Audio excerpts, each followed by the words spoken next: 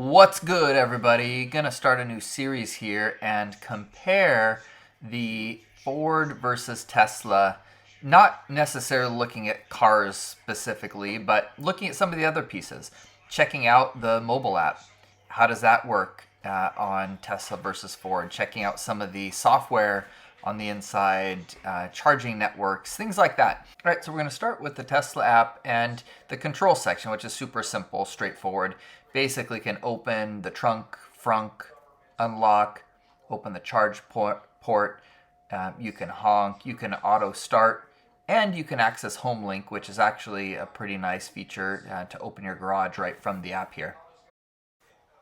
All right, then next moving over to one of the key pieces that you'll use often, which is changing climate.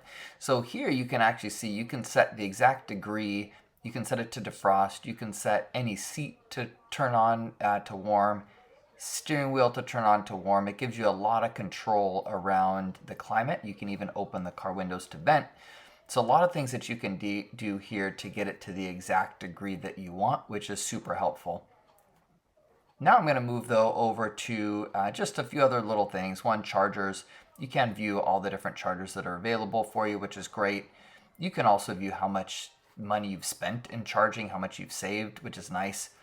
But let's move over to the Ford app. So looking here, you can see that the front screen is pretty simple, straightforward, doesn't give you a ton of bells and whistles in terms of design, but it works. And it gives you the same things that you would have with the Tesla app in terms of the controls.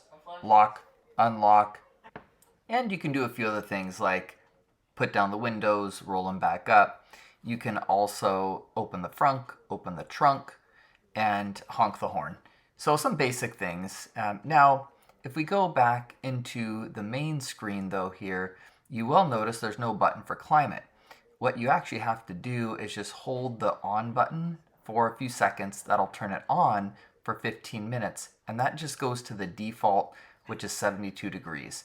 It doesn't give you the ability to set it or to set any of the other features one by one, which is a little bit of a bummer. Now, moving over to charging, you do see all charging stations just like you could in the Tesla as well. One thing that you don't see though is on the live map view, you don't see a live version of where you're at.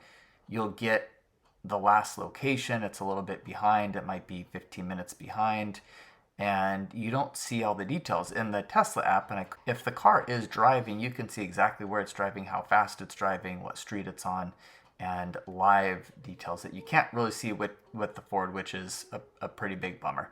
But that's it. Quick walkthrough of both apps. Hope that's helpful, and let me know anything else that you want to see in the comments. Thanks, everyone.